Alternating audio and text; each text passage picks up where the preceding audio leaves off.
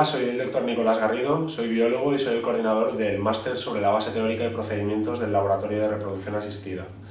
En este máster el objetivo es formar a los profesionales que vayan a trabajar o estén trabajando en los laboratorios de clínicas de reproducción humana.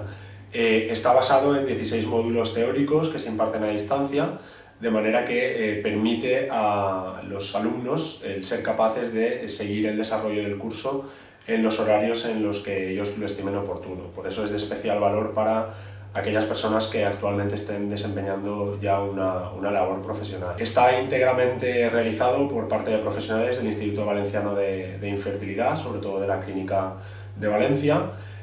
Somos un grupo de 17 clínicas de reproducción asistida a lo largo y ancho de todo el mundo.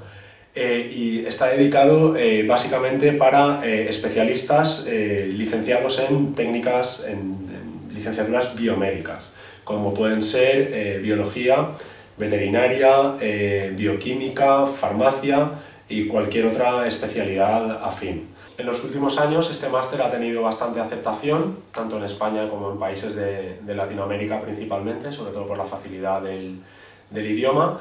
Los 16 módulos teóricos constan de una prueba, de un examen también realizado a distancia y además para obtener el título de máster se deberá presentar un trabajo de investigación bibliográfica en función de los que se oferten por parte del profesorado. También habrá un examen final que se realiza a distancia con un tiempo, una duración limitada y los estudios duran desde octubre aproximadamente hasta noviembre del año siguiente.